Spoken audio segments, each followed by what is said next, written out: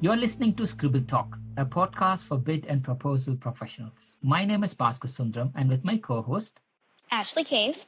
We will be sitting down with our industry veterans to share their stories, discuss their career, and learn how to make an impact in the industry. Today's guest is Larry Newman. Larry is a partner and board member of Shipley Associates.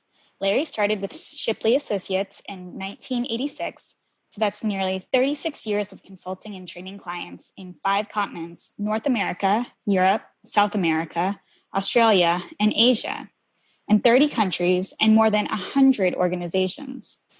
Larry authored the well-known Shipley Proposal Guide, Capture Guide, and Business Development Lifecycle Guide. He is a fellow of the Association of Proposal Management Professionals, accredited at the APMP professional level, and also has an MS and BS in Industrial Engineering from the University of Iowa. Welcome, Larry, to Scribble Talk. Great to have you with us. Thank you.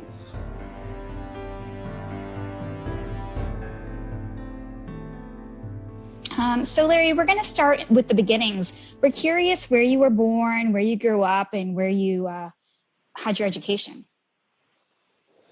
Well, I was born in southwest Iowa, a little town called Clarinda, and went to high school in Shenandoah, Iowa. But probably the odd thing was first and second grade, I actually went to a one-room country school.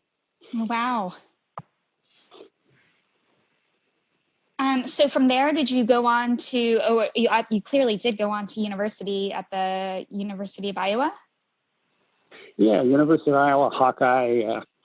Got an engineering degree, bachelor's, master's, and I guess as we were all faced in those eras with being drafted, I joined Air Force ROTC and then went a couple years right at the end of the war, wind down active in the Air Force in West Texas.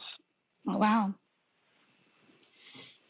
So after the Air Force, did you go on to have your first job or career? Yeah, the first job there after that was a fairly large company in Salt Lake City that made basically wastewater treatment equipment of all kinds. So they were an industrial equipment manufacturer. And I worked with the parts department, managed that department for some years. Oh, very interesting. And so when did you eventually enter the proposal world? That was 1986. First job was with Shipley.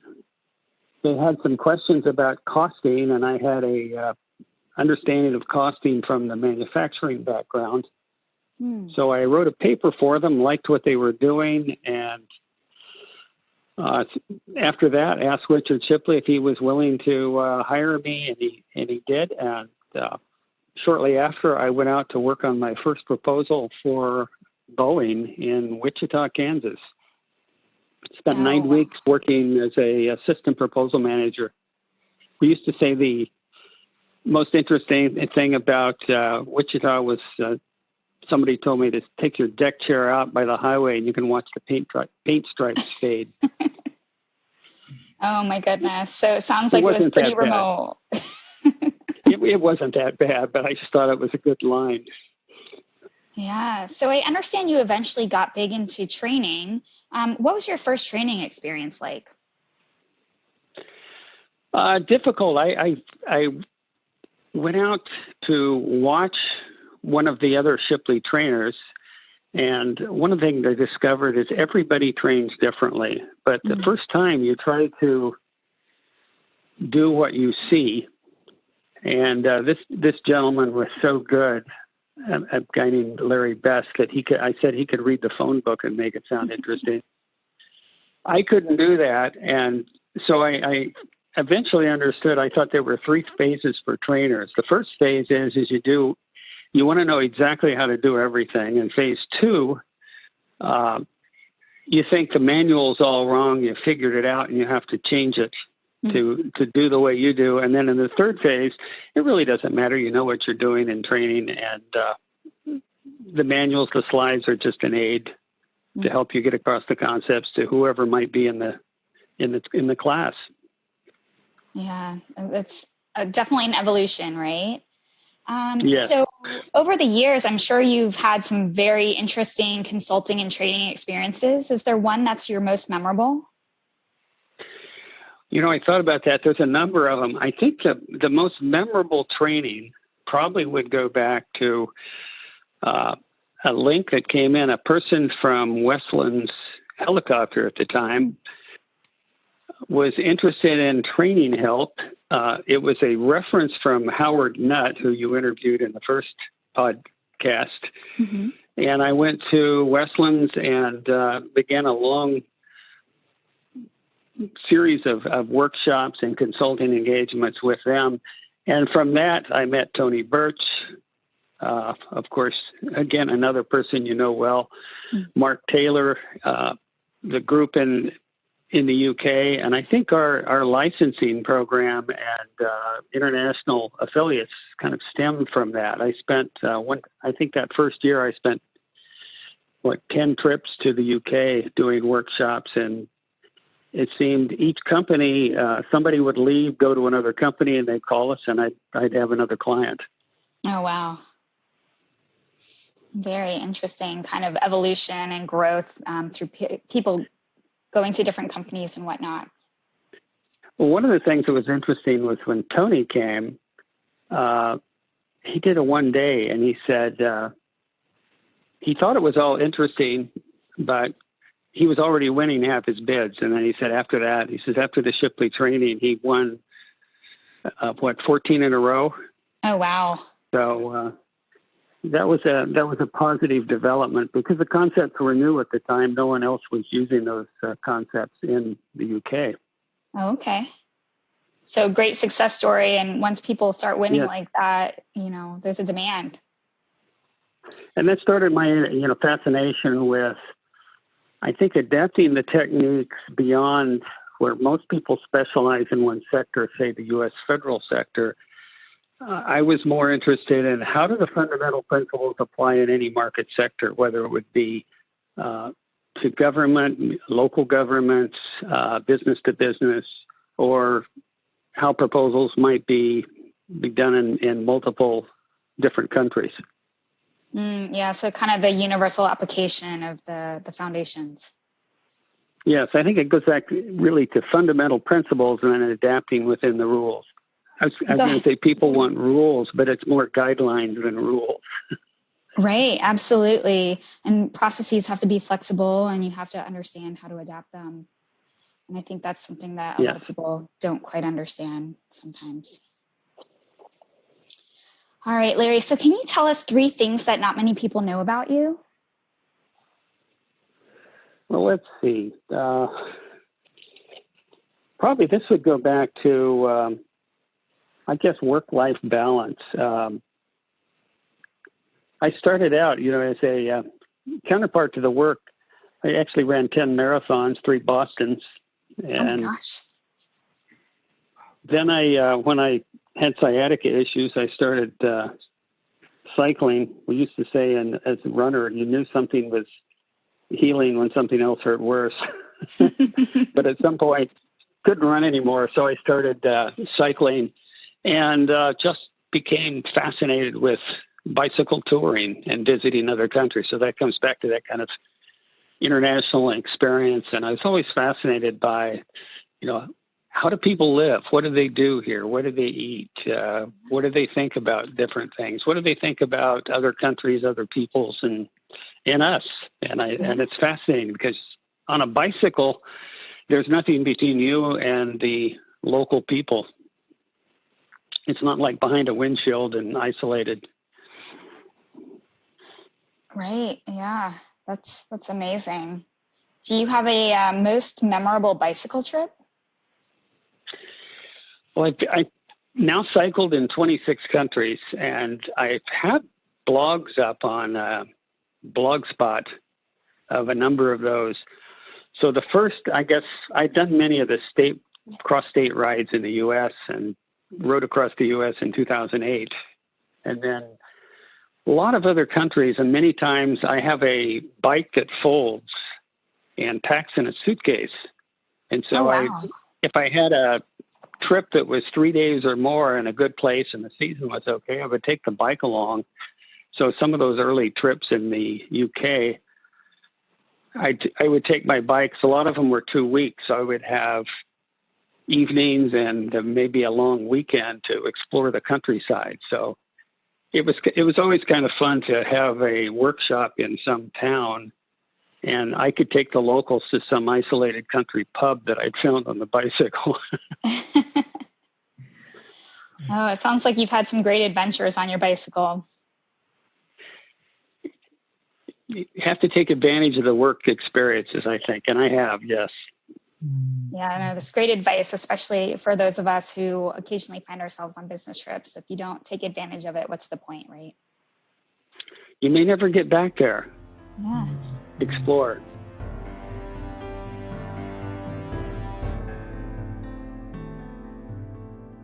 You know, it's one you asked about memorable proposal or capture efforts.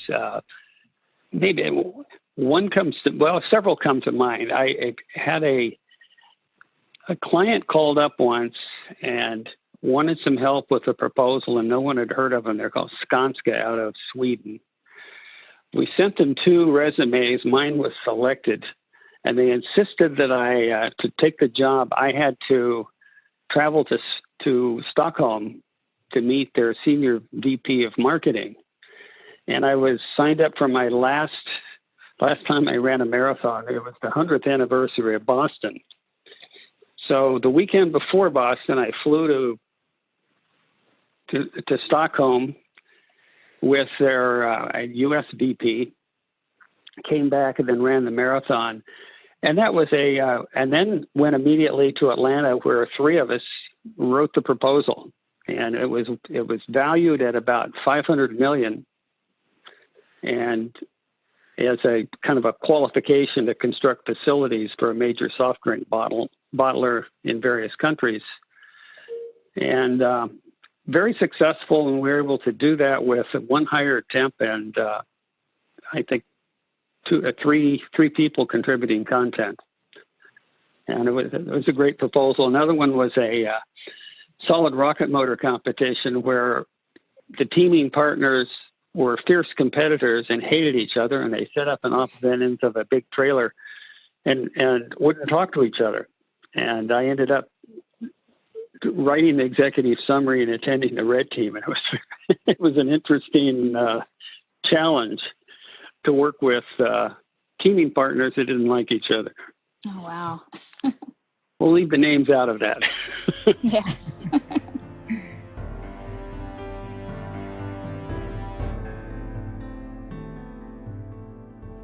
But those were a couple that were fun, but there are a lot of others. And the fascinating thing about our business and consulting is you just get to work on so many different interesting projects, services, and so on, and meet a lot of great people. I've had some others in Germany where it was just shortly after where the group was largely from the West, and one gentleman that was eager to learn, dressed completely differently in this salmon-colored leisure suit. Oh. Because the Germans usually dress extremely well, and found out he was a person who had worked for this company or gotten a job for this company, the former from East Germany, and was just so thrilled to have a good job with a good company. And several of the other people were totally resistant and saying, that's not the way we do it here. Mm-hmm. Yet they were complaining that they had lost something like 8 or 10 bids in a row. Mm. And when I asked them why they didn't win, they said because our customers were stupid, didn't understand the good German equipment. Very interesting to see those kinds of attitudes with them.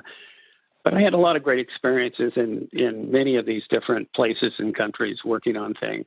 I read somewhere, Larry, that you actually rode like 6,000 miles in 2018, Larry, is that right? Yes, a little over that. Right now, I think this goes back to one of the last questions you had. It's like, what's the plan? And I always wanted to retire on what I called the gradual fade plan, which was, and the beauty of consulting is you can just do fewer assignments or do fewer workshops, but continue to do that and gradually do more and more of the other things you like to do. And I guess it's a great way to segue, at least from one career to another.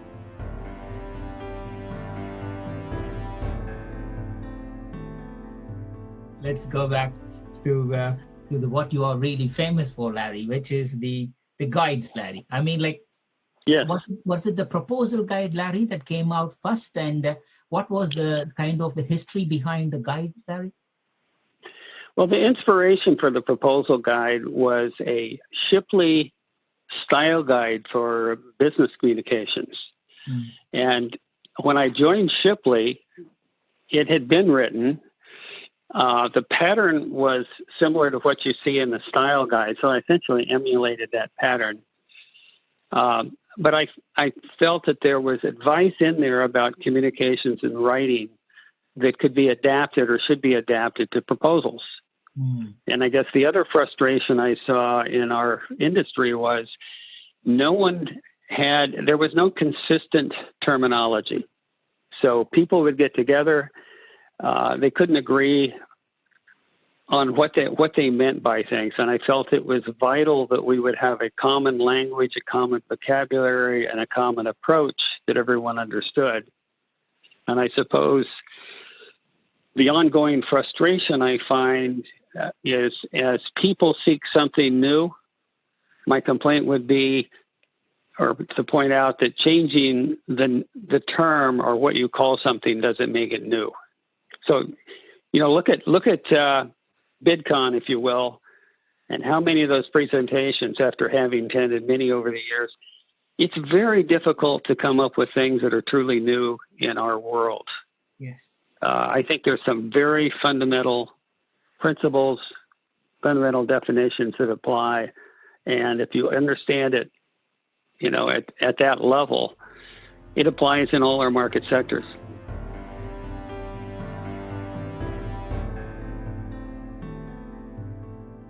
Shipley Proposal Guide version 1, when was it published, Larry? 1990? I started on that about 1999. Right. And I was basically 3 out of 4 weeks, I'd get on a plane and usually teach workshops. And then a week off or in between, I would write sections. And the way I put it together was I had a pattern for the sections. And so for each topic section, I could put the guidelines together, and it makes it easy. There's an implicit 4-box writing style that we use, and it made it easy to leave and come back to it. I think there's something about that you can apply to virtually any writing project, including proposals. And so I wrote it over probably a couple years. A friend of mine and a work colleague for years in the original Shipley was a Dr. Larry Freeman, who was the principal author on that Shipley style guide. And I recall he said, he told me that you'd probably write and review each section at least 4 times. And I thought, if I do this correctly, I should be able to draft it, revise it once, and be done. But he was right. It took longer. And then the fortunate thing with that is my Shipley colleagues, I was able to take different topic sections and ask them to review, and I could pick different people who were different experts, including a number of people who were out in the industry, and ask them to review selected sections. And the feedback from all those folks was invaluable. And so some of the people, even outside the company, that were initial reviewers were extremely helpful. But I remember Tony Birch was a reviewer. Howard reviewed it. Howard Nutt. Thinking of some other. So Eric Gregory, I think, was one of the outside people in the company. So I had various people that I respected and were very knowledgeable give great input. and offer great ideas, but it took a lot of time.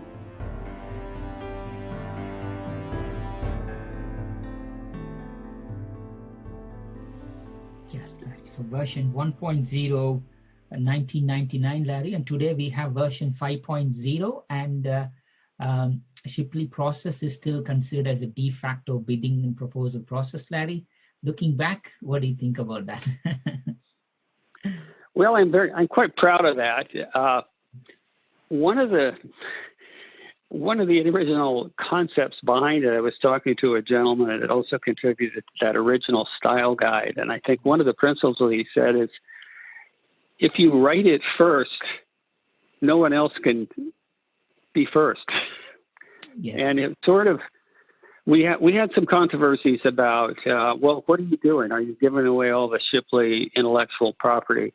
Mm-hmm. But I didn't think of it that way. I thought it was our contribution to the industry, yes, as well. And I think it was extremely helpful for the company. So that was, it kind of fulfilled two aspects. And then when this APMP certification request came around, Tony had to figure out some sort of basic or body of knowledge. And that was the only thing they could come up with for many years. So that was the basis for the questions in the exam and so on. I think there was a little controversy from groups that some were from commercial companies, some were from the federal side. And there were some controversies that Tony had to navigate when developing that exam. But I helped him some with that and recall just reviewing questions and so on, and sometimes objecting to black and white questions when it depends is really the answer. Like, for example, how many pages a day can a person write? Under what conditions? And, that's all over the place. So I have difficulties with those sorts of questions, but it's still useful. Yes, Larry. So from proposal guide, Larry, then we moved to capture guide, or was it the business development lifecycle guide, Larry? How was the evolution of the further guides? Well, the capture guide came next. And so the other problem we had was the proposals guide was getting so large. We went back through it because we issued copies. The participants in a Shipley workshop got a copy of the proposal guide. And then when I created the capture workshop, I think I did the original version of that. More topics came in, and some of those topics were in the proposal guide. So we decided to split it into two books and add a number of capture-specific sections. And then there was the difficulty of overlap. For example, a proposal manager, proposals writers need to know about executive summaries. Certainly the capture manager should, as probably the driver or author, perhaps, of the executive summary. So you had a little bit of overlap, but that was the idea, is to separate it into the two kind of interest groups, if you will, and have books that weren't quite so huge, if you will. So that came in second. The Lifecycle guide was somewhat a response to people who said, well, the guides were designed for a person in the middle of a proposal who says, I need to know how to do certain things. So, for example, I'm writing a proposal section and somebody told me my action captions on that graphics weren't very good. I need to know how to write an action capture. I need to know how to write a theme statement, and so on. And so they could simply look it up and get the quick advice. So the problem with some people said, well, that doesn't tell me what to do. What's the process? How do we go through the order? So the Lifecycle guide was to simply present best practices in order of the process steps. And so that was modeled on the kind of Shipley, as we say, the 96-step process. But keep in mind, that is, I regard that process more like a checklist. And I always challenge people, look at the steps and say, does it apply to me this time? Do I have to do that? And if you don't, you can X out this step.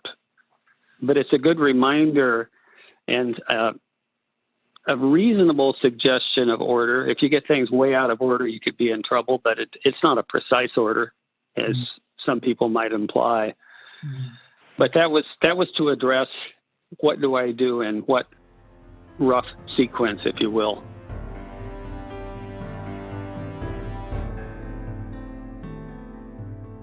This 96-step process, Larry, when we started, was it straight away 96, Larry, or was it 10, 12, and how did it evolve to 96?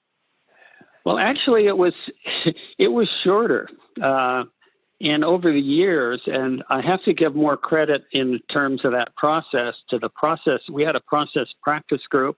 Mm-hmm. At the time, Howard Nutt initially headed that.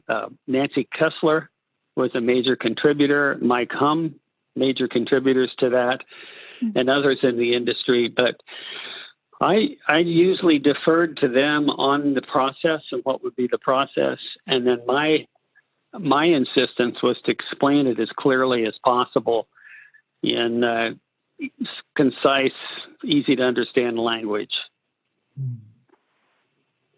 No governmentese, in other words.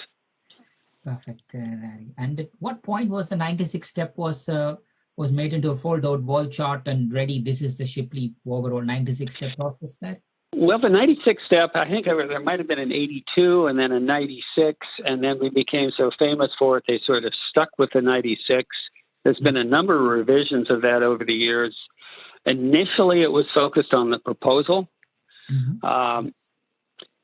And with the evolution in the industry, one of the things we found was as companies became more and more developed or professional about preparing proposals, their opportunities for differentiation occurred early in the process. So the balance then moved towards capture and front end of the process.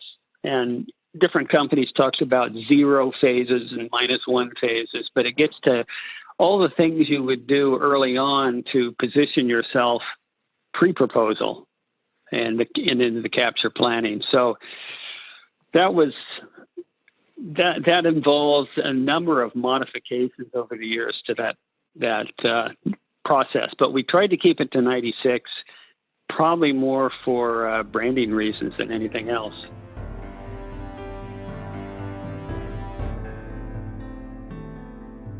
The training programs, Larry, how did they evolve from where you started in 1986 all the way to now? Well, when I joined in 1986, Shipley had a proposal writing workshop.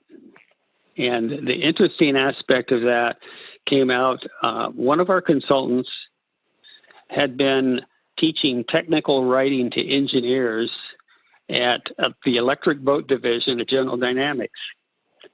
And one of the managers there came back to him and he said, "We love what you're doing with the technical writing. It's really improved their writing. But could you teach these same engineers to write a proposal?" And so from that request, the first proposal writing workshop was created. And a couple of the people, there was a Dr. Terry Bacon and Dr. David Pugh, who essentially were fundamental in creating that. I think Terry Bacon did more of the work on that than anyone. Created that workshop, and then subsequently we had a client come in and ask us, "Well, we love what you're doing with the writing and the training. Can you teach people how to manage a proposal?" So the management workshop was created, and when I joined in 96, they were in the process of developing that, and I worked on a team with the initial draft of that. And then probably about 87, 88, after I had been in and I had taught both of those workshops, we had clients ask for a commercial workshop. And of course, that process is very different. And I wrote the first commercial or non-federal U.S. federal writing workshop. And that was boiled down to, I kind of differentiated, if you have 1 to 4 people 1 to 5 people, a few hours to a few weeks to put a proposal together, typically much shorter. What would you do? And that was about an 8 or 9 step process. Very simple, very boiled down version, if you will, and put that out. That was successful. We had a number of companies adopt something like that. I think Dr. Terry Bacon at the time, before he had left Shipley and started his own company, once told me he did 56 workshops for Fluor on 4 continents. Right. So that was a formative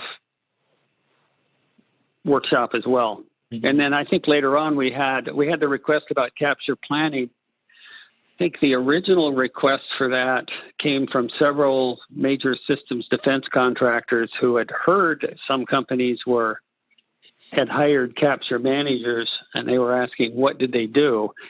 And I think I spent about 4 months on a special project, and that's basically, I did the research. It was I put together a series of, I guess it's an amalgam inspired by marketing plans, probably project plans and so on, of what to do, and also looking at a number of different sales systems and how do they do it. So the capture planning, the focus there was not on how do I introduce to our market segment. Account planning in sales was focused on a salesperson addressing a single account and gaining business over, say, years, where capture planning was simply, it's an opportunity-specific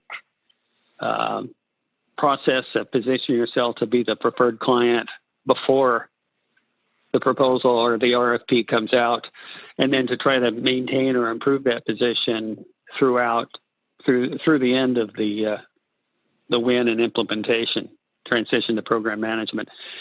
So the number of differences there in the focus in capture planning versus what you would find in most sales systems.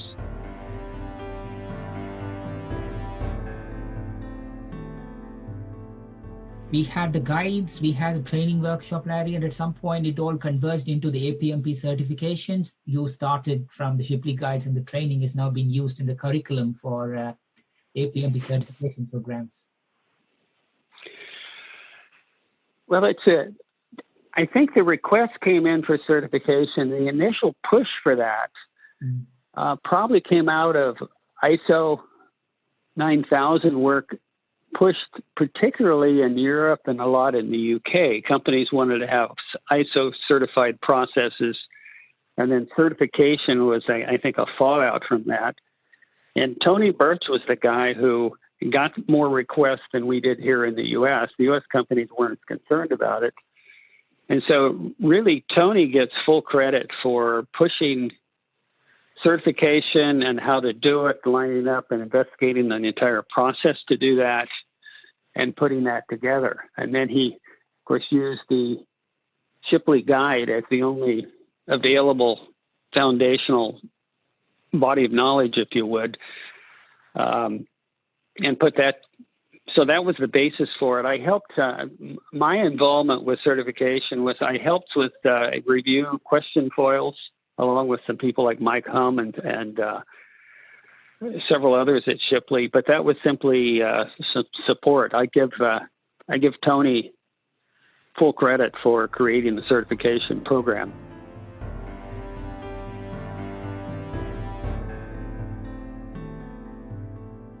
And what was your experience, Larry, on taking the foundation practitioner and the professional exam yourselves? Well, it was kind of interesting because there were a few questions I wanted to say, now, wait a minute, like I had mentioned earlier, questions about how many pages can a writer write. I didn't have it as black and white when I wrote that in the guide as it appeared on the questions. Who went back, and all I know is I took the exam. It was about 25, 30 minutes because it was so familiar once it was done. So I think I was one of the first groups then to take this exam. And Tony called up and he says, I want you to know that you missed one more question than I did. So whatever it was, I missed something on that thing. But he wouldn't tell me what it was, so we couldn't argue about whether it was the right answer or not. Yes. But as you know, Tony's a colleague. I've worked with him for many years, and he is a tremendous, admire his thinking and his work. I always told him he could probably make a mint just being a strategist for a major proposal effort, because he's a brilliant thinker. Good to know, Larry. I'll let him know that you said that. He'll be proud. Yeah.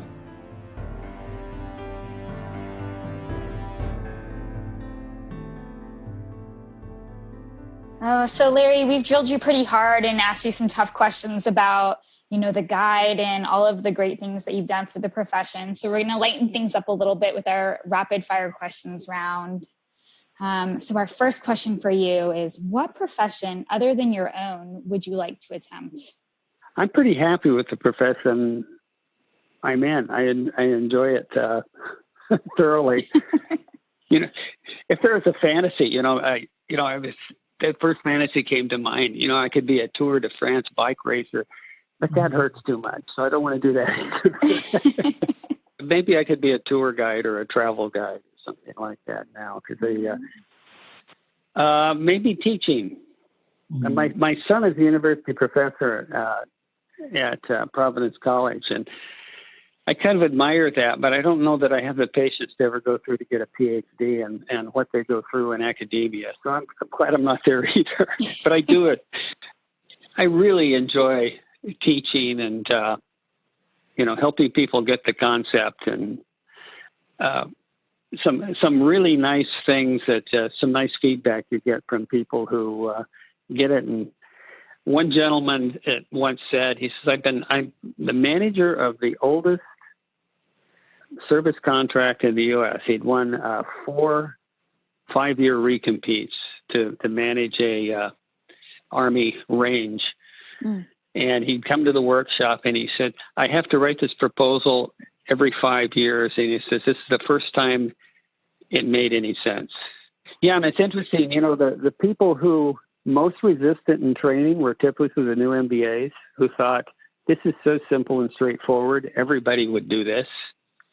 And the most appreciative were the people who had been writing proposals and saw the mass confusion for years and said, finally, there's a system and a process to do this. But if the veterans would appreciate it, the new people thought, anybody would do it that way. What an interesting observation there. Yeah. I think it's a tribute to the clarity, straightforward approach to communications in the process. Yeah, absolutely. So Larry, do you have a favorite word? No, I probably have pet peeves about words that I detest. False subjects and passives. Yeah, yes.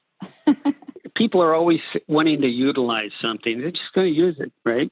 Right. Simple things like that. Yeah, but those are things I can relate to wholeheartedly. So I think we know the answer to this question, but Larry, if you could be an Olympic athlete, what sport would you compete? Well, obviously I would have been a marathoner. Or maybe a 10K runner, because it wasn't so long. Right. A little less harsh on the body. Yeah. Bike racing lasts so long, and it can be so vicious. I think I'd stay out of that. Yeah. So stick with the running then. Yeah. So right now we're feeling this kind of being trapped in our homes with the current environment.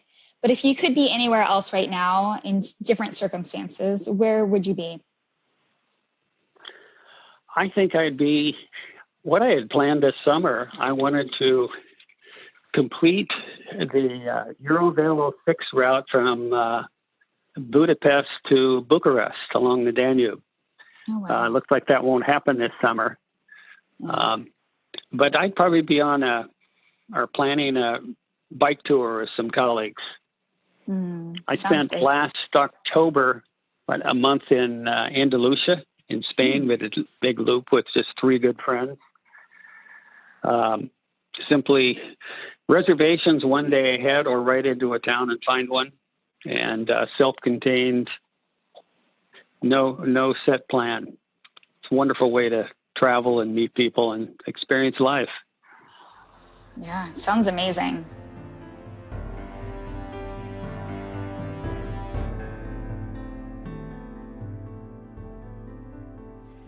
So if you could be a cartoon character for a week, who would you be?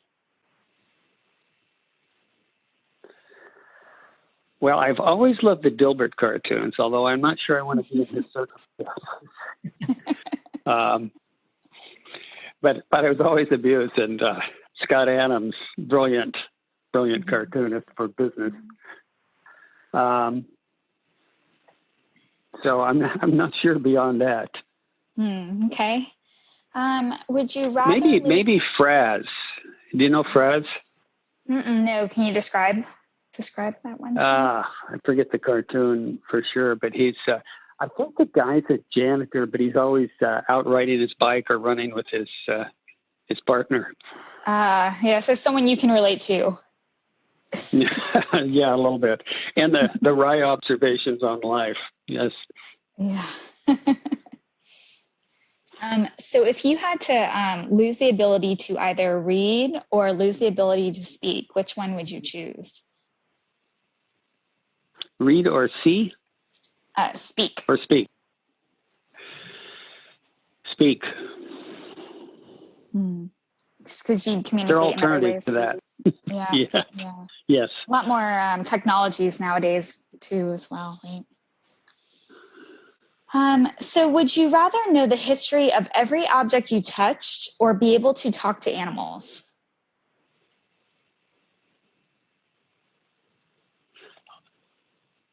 Talk to animals.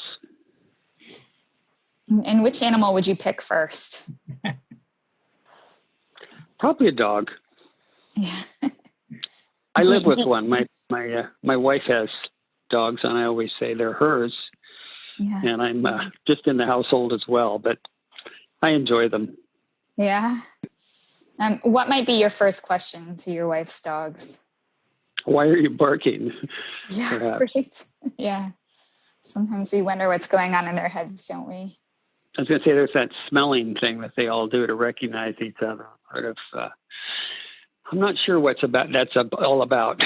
Yeah, so kind of find out what they're doing there and why that's their greeting method. Smelling and marking that the dogs do somehow is kind of a fascinating, odd observation, I guess. Yeah, definitely would be interesting to know what their thought process is there. So this is the last one in our kind of random fun questions. What would you name your boat if you had one? Discovery. How's that? I love it. Why else would you be on a boat, I guess?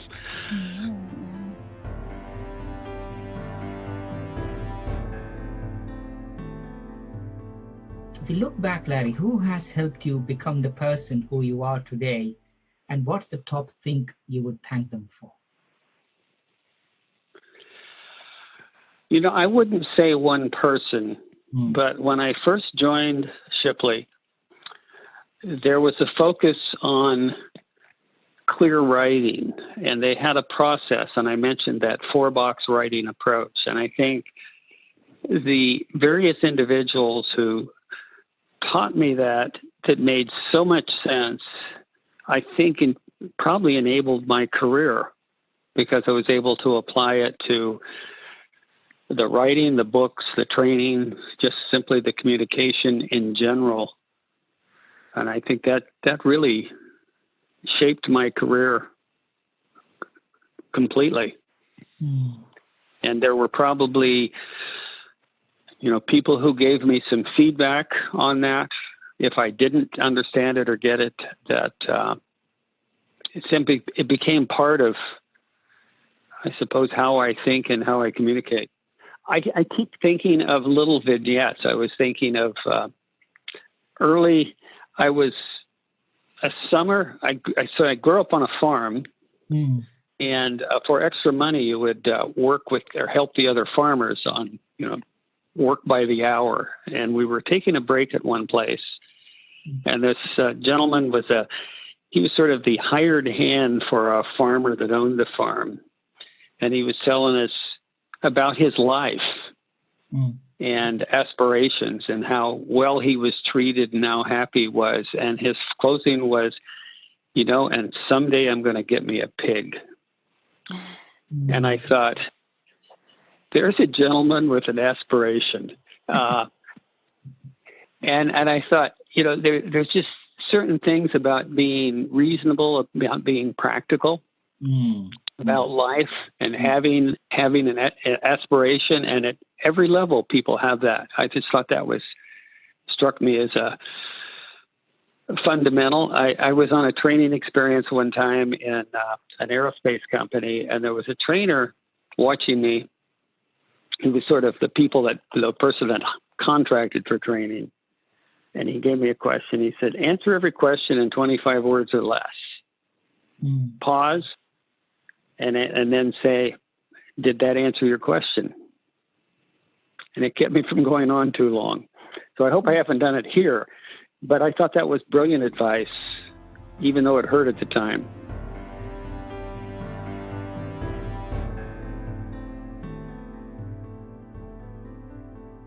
So it sounds like over the years, you've gotten some really good advice from people you've worked with, some mentors, you've worked with some brilliant minds at Shipley. What is the best piece of advice that you've received, and from whom? I think I'll go back to probably Steve Shipley, who I've worked with for so many years at Shipley as our CEO and major partner there, is simply leaving residual value with the client, treating people honestly, fully, simply being ethical. I think Steve epitomizes that and sets an example for that we all try to follow. And I give him full credit for being so grounded in establishing that throughout our company, and I think it goes throughout our life as well. Yeah, that's great. It sounds like he's been an amazing influence on you and many others. So you've mentioned so many things that you've achieved, and all the guides and the books and the trainings and the amazing capture and proposal efforts. What do you think are the secrets behind getting to where you've gotten to in your life and your career? I think it's simply been embracing the opportunities when presented with them, or seeing a need and jumping in and doing it, I guess. Very few people wanted to support when I wanted to do the initial proposal guides. And the first time I actually wrote a section, and I actually put the whole thing in the initial version of PageMaker because I felt it was vital that they see what it looked like. Because people were skeptical, I know it. And I felt I had to let people see what each typical section would look like. And several of the people that jumped on it first were, Steve Shipley supported it, and the salespeople at Shipley were excited about it and great supporters. Eventually, it became kind of the tool that our consultants would say. I wouldn't go without it. Charlie Devine would say, when he'd pack up to go work on a proposal, he says, I wouldn't, that the one essential thing he'd have in his bag would be the Shipley guide. Yeah. So that was, but I think it's just the opportunities presented. There were needs for workshops. Sometimes they were difficult. I had no idea of what I was starting on with the capture planning when I started that. When I first went to the UK for that first work with Westlands, no idea I would meet Tony Birch and Mark Taylor, and there was a gentleman there that brought us in first time, Bob Adams, that was he was a regional sales executive for I think in Central Europe, primarily Germany, and they had lost a number of proposals, and so they told Bob to fix it, and so he found Shipley and brought us in, and he says, my ambition is to get out of this as soon as I can, because I hate writing proposals.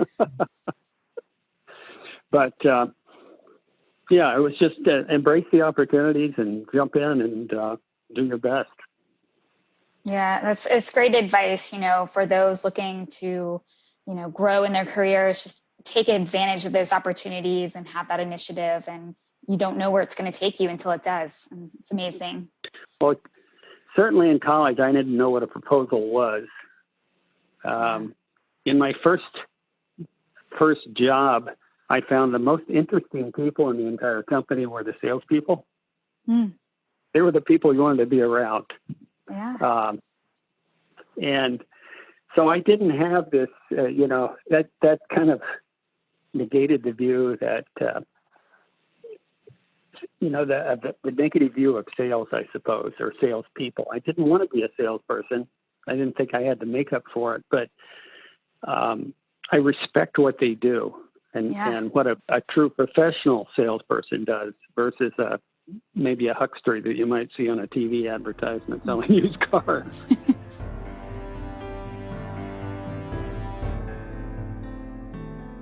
Oh, so this has been amazing. So I understand that you're semi-retired now. What's something you're looking forward to in the future? Well, I still enjoy every day I get up and go through email, respond to questions. We have still certainly associations with Shipley. I'm still fascinated by our international operations and opportunities. Still learning from that. One of the things that has always struck me, and I'll leave it out there for you and some of the others in this, is we have advice and we give Shipley, advice for how to communicate persuasively, effectively in a Western culture, particularly in American culture. And I've had people push back and say, a gentleman in the UK said, well, we always look to you Yanks for marketing, and we look to the Japanese for quality and so on. But how do these things apply? Do the principles apply in the same manner in a Romance language or a Romance culture? And how do they subtly differ? I've always found that fascinating. Is our approach as convincing in, let's say, South America with a different culture? But at the same time, you see the media globally is pretty much the same.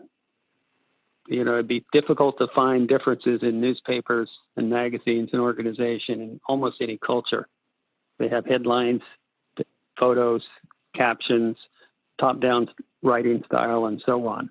And that has to do with probably the time demands of the reader and the focus. So that doesn't seem to be different in cultures. But there's also a socially customary or acceptable way of communicating. So I always find that still is a interesting area of investigation. There's a lot of academic work in the area, and I don't know if there are great resolution on that. Right, absolutely. Yeah, it's intriguing, and it would be interesting to see studies on that and see, definitely the written communications have many similarities, but the verbal communications and the customs and greetings and things like that definitely vary in business cultures. For example, the language patterns and where you put subjects and verbs and objects vary by a language. So would that affect how you write a theme? Yeah.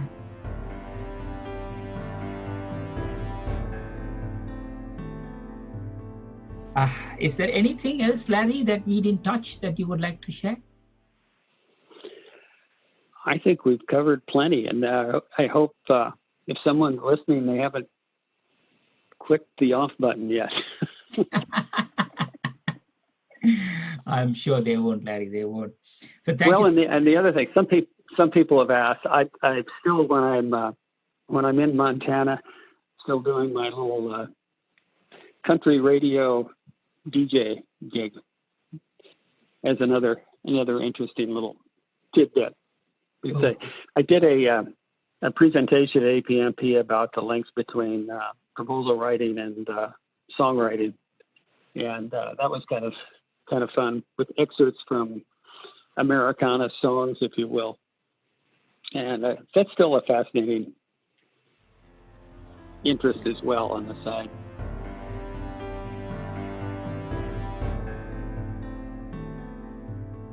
Thank you, Larry. Thank you so much for your time today. It's really been a privilege to have you with us at Scribble Talk. Wish you all the good health, happiness. Please continue to inspire bid and proposal industry colleagues and anybody who come across. Enjoy your traveling, enjoy your experience, and do share those things every now and then with the community as well. Stay safe, stay strong, stay healthy. Thank you, Larry. Well, and thank you for asking. I'm much flattered. To our listeners, thank you so much for tuning in. Please visit batchyscribble.com/podcast to listen to this episode and check out any of our other previously recorded episodes. If you've enjoyed today's interview, don't forget to subscribe, review, and share the Scribble Talk podcast. We hope you'll check out our next episode where we interview another industry expert and special guest. Until then, it's Ashley Kays, Baskar Sundaram, signing off.